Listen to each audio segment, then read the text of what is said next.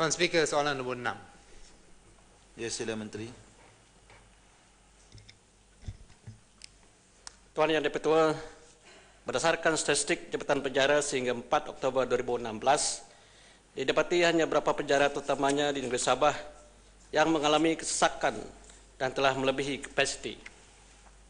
Dalam menangani isu tersebut, pihak kerajaan juga telah meluluskan permohonan untuk membina sebuah penjara di Sabah di bawah rancangan Malaysia ke-10 dan sambungan di bawah RMK ke-11. Pembinaan penjara baru tersebut dijadual untuk dimulakan pada Januari 2017. Selain itu, antara langkah lain yang turut diambil oleh Jabatan Penjara Malaysia bagi menangani masalah atau mengurangkan kesesakan adalah seperti berikut. Melaksanakan pemindahan panduan dari penjara sesak ke penjara yang tidak sesak, mempergiatkan lagi pelaksanaan sistem payroll, perintah kehadiran wajib dan pusat pemulihan pemasyarakatan yang mana kini telah melibatkan seramai 27,800 yang telah menjalani pemulihan di luar penjara. Yang ketiga, meningkatkan keberkesanan pemulihan dan latihan bagi mengurangkan kemasukan semula banduan ke penjara selepas mereka dibebaskan. Yang keempat, mengubah suai penjara sedia ada bagi meningkatkan kapasiti. Dan yang kelima, kerjasama dengan mahkamah dan juga Jabatan Immigration bagi mencepatkan proses pengantaran pulang banduan warga asing yang telah selesai menjalani hukuman, dan pada masa kini kira-kira 31% banduan yang terdiri daripada warga negara asing. Ya, Padang Serai. Terima kasih untuk jawapan itu.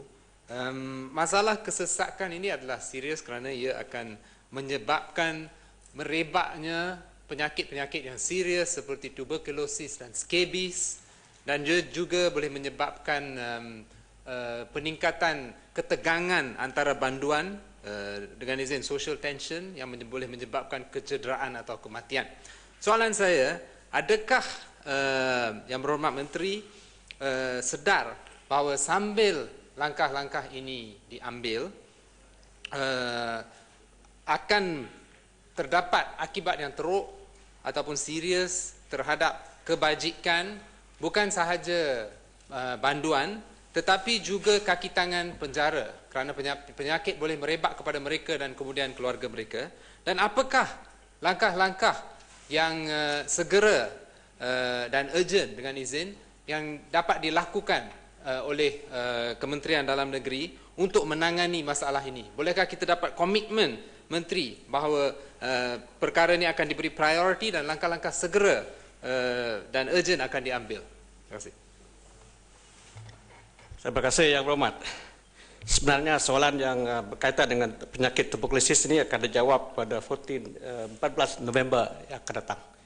Dan sudah maklum, kalau sekiranya ada berlaku kes penyakit tuberkulosis, memang mengikut peraturan penjara 2000, peraturan 238, memang kita ada pegawai perubatan dan klinik untuk mengasingkan dan merawat penyakit, terutama mereka yang mengidap tuberkulosis, termasuk juga warga kaki tangan penjara sekiranya ada. Terima kasih. Ya, Setiawangsa. Terima kasih Datuk Seri.